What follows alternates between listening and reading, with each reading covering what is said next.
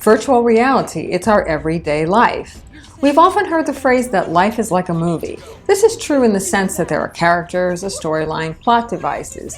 Yet a movie has a predetermined ending and no change or alteration in the script. In a consensus reality person, this in fact may be true as the individual allows life to buffet them from one situation to the next without learning anything. This would be the script of the unrealized birth chart where, like the movies, one is a viewer but not a participant. Yet, as more of us awaken, we are able to intuit that life is more like an interactive video game, and for these reasons. In a video game, there are multiple plot lines, multiple options, choice points along the way, and your degree of mastery will determine your facility in handling or overcoming these challenges. You can arrive at very different destinations based on your choices along the way. Yes, you select or play an avatar, as many of us choose to project certain character aspects in the world. Basically, our birth chart will indicate, via the sun and rising sign, through which lens our personality is expressed.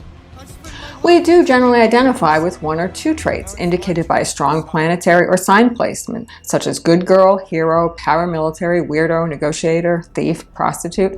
Yet once again, these are primary identifications, but there can be a multiplicity of expressions should we be open and willing to explore them. Now, you may say a video game has some theme constraints. It is not totally open-ended, and that is true. But similarly, as much as positive thinking proselytizers say you can create any life you want, from an astrological perspective, that is not true. We have agreed to incarnate in this particular life with particular gifts and weaknesses. Our character traits are determined by our natal birth chart, while the events, turning points, next level have to do with transits and progressions. Also, as the nodes of Karma and Dharma reveal, we have certain imprints and challenges we are trying to correct or transmute, and the focus of the life, or the game, will be to reconcile or integrate this aspect of self.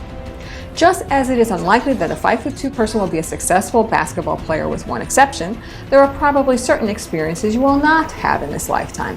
You are either playing a romantic comedy, thriller, crime story, redemption epic, or travelogue based on your chart. The person obsessed with Tour of Duty is not likely to have a fascination with Zelda, and that is fine, as you will be playing another game next time around. In our respective worlds, how we choose to deal with the challenge, drama, trauma allows us to move up or down in terms of consciousness. There are a multiplicity of outcomes, but they will still be in alignment with the theme of our life. It is when we embrace higher consciousness that the parameters of the game will shift, and there will be greater and greater levels of mastery. For those who don't seem to learn from previous choices, they will remain stuck in the lower levels and give up trying to win. For those who have achieved enlightenment, they are able to change the rules of the game entirely. They will co-create with the universe through their birth chart and find new pathways for expression or embodying their archetypes. So the virtual reality that we are either anticipating or fearing is already occurring. It is life as we know it, and as we wake up to the game it is, we can embrace the beauty, excitement, and challenges with equanimity, knowing that in the end, it is our creation. I'm Meta Astrologer Patrice Kamens.